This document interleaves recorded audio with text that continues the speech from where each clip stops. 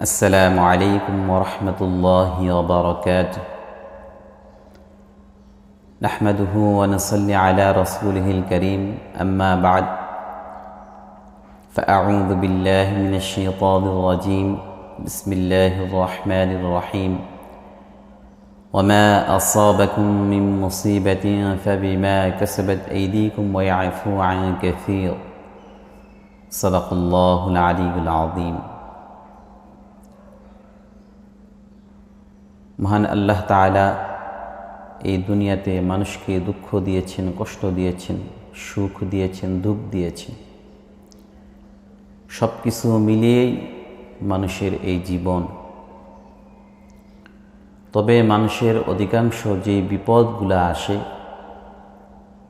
মহান আল্লাহ তাআলা তার কালামে পাকের মধ্যে বলেন, সূরাতুশ শুরা 30 নম্বর আয়াতে আল্লাহ তাআলা বলেন, ওয়ামা আসাবাকুম মিন মুসিবাতিন ফাবিমা কাসাবাত আইদিকুম ওয়া ইয়াফু আন কাসীর।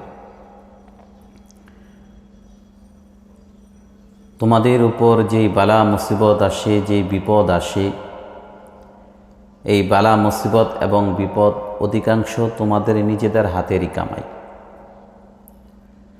অর্থাৎ আমাদের যে বালা মুসিবত আসে, এগুলা আমাদের নিজেদের দোষের কারণে, নিজেদের অপরাধের কারণে, নিজেদের গুনাহের কারণে আমাদের উপর এই বালা মুসিবতগুলো আসে।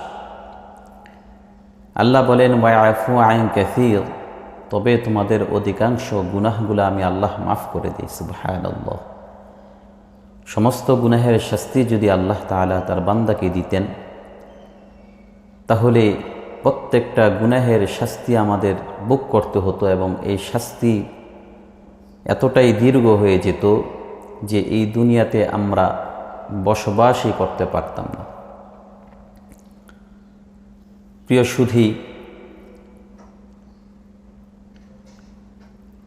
মানুষের জীবনে সবথেকে যে মুসিবতটা বেশি দেখা যায় বর্তমান সময়ে, ব্যবসা বাণিজ্য লেনদেন করতে যে আমরা অনেকেই ঋণগ্রস্ত হয়ে পড়ি।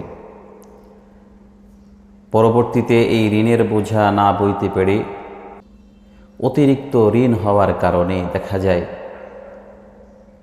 নিজে এই ঋণ পরিশোধ করতে না পারার কারণে আত্মহত্যার মতো জঘন্যতম একটি পথ অনেক ভাই আছে বেছে নেন। তো আসুন আমরা আল্লাহ রসুল সাল্লাল্লাহু আলাইহি ওয়াসাল্লামের হাদিস থেকে জেনে নেই যে এই ঋণ থেকে আমরা কিভাবে উত্তোলন পাব, কিভাবে আমরা এই ঋণ থেকে মুক্তি লাভ করতে পারব। আল্লাহ রসুল সাল্লাল্লাহু আলাইহি ওয়াসাল্লামের একটি হাদিস নিয়ে আমরা চলুন আলোচনা করি। এবং আল্লাহ রসুল সাল্লাল্লাহু আলাইহি ওয়াসাল্লাম আমাদেরকে একটি মাসনুন দোয়া শিখিয়ে দিয়েছেন, যেই দোয়ার মাধ্যমে আমরা খুব সহজেই নিজেদের কঠিন থেকে কঠিন ঋণগুলো আমরা পরিশোধ করতে পারি। সুনানুত তিরমিজির 3911 নম্বর হাদিস। এক মুকাতেব গোলাম হযরত আলী রাদিয়াল্লাহু তাআলা আনহুর কাছে এসে অভিযোগ করতেছেন, ইয়া আমিরুল মুমিনিন, আমি একজন মুকাতেব গোলাম, আমার ঋণের মাত্রা অতিরিক্ত হয়ে গিয়েছে, আমার ঋণ এত পরিমাণ হয়ে গিয়েছে, এই ঋণ কিভাবে পরিশোধ করব সেটা ভেবে আমি পেরেশান হয়ে যাই।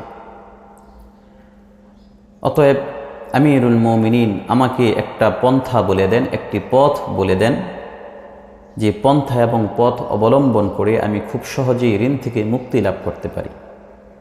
হযরত আলী রাদিয়াল্লাহু তাআলা আনহু তাকে বললেন, আলা উআল্লিমুকা কালিমাতিন আল্লামানিহিন্না রাসূলুল্লাহ সাল্লাল্লাহু আলাইহি ওয়াসাল্লাম, আমি তোমাকে এমন একটি দোয়া শিখিয়ে দিচ্ছি, যেই দোয়াটা আল্লাহর রাসূল সাল্লাল্লাহু আলাইহি ওয়াসাল্লাম আমাকেও শিক্ষা দিয়েছিলেন, আমাকেও শিখিয়েছিলেন।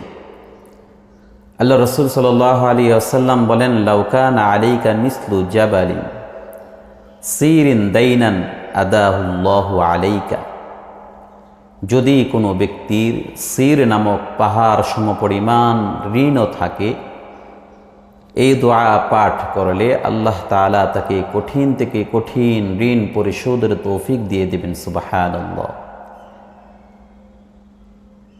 হযরত আলী রাদিয়াল্লাহু তাআলা আনহু বলেন, যে আল্লাহ রাসূল সাল্লাল্লাহু আলাইহি ওয়াসাল্লাম আমাকে এই দোয়াটা শিখিয়ে দিয়েছেন, সুতরাং তুমিও বলো, কুল আল্লাহুম্মা কফিনি বিহালালিকা আন হারামিক ওয়া আগনিনি বিফদলিকা আম্মান সিওয়াক। হযরত আলী রাদিয়াল্লাহু তাআলা আনহু বলেন, তুমি এই দোয়াটি পড়ো। দোয়াটি হচ্ছে আল্লাহুম্মা কফিনি বিহালালিকা আন হারামিক ওয়া আগনিনি বিফদলিকা আম্মান সিওয়াক। অতএব যে ব্যক্তি বেশি বেশি করে এই দোয়াটি পাঠ করবে, যত বেশি এই দোয়াটি পাঠ করবে, আল্লাহ রাব্বুল আলামিন তাকে কঠিন থেকে কঠিন ঋণগ্রস্ত হলেও তার এই ঋণ পরিশোধের তৌফিক আল্লাহ তাআলা দান করবেন। আল্লাহ রাসূল সাল্লাল্লাহু আলাইহি ওয়াসাল্লাম আমাদেরকে যে মাসনুন দোয়া শিখিয়ে দিয়েছেন, আমরা যদি এই দোয়াগুলোর উপর আমল করতে পারি, এই দোয়াগুলো যদি দৈনন্দিন আমাদের জীবনের পুঁজি করে নেই, দৈনন্দিন প্রতিদিন যদি আমরা এই দোয়াগুলা বেশি বেশি পাঠ করি, তাহলে ইনশাআল্লাহ আশা করা যায় আল্লাহর রসুলের দেওয়া এই পথ অবলম্বন করার কারণে আল্লাহ তাআলা আমাকে আপনাকে কঠিন থেকে কঠিন বালা মুসিবত থেকে মুক্তি দান করবেন। আল্লাহ তাআলা আমাদের সকলকে ঋণ মুক্ত হওয়ার তৌফিক দান করুক, আমিন। আসসালামু আলাইকুম ওয়া রাহমাতুল্লাহি ওয়া বারাকাতুহু।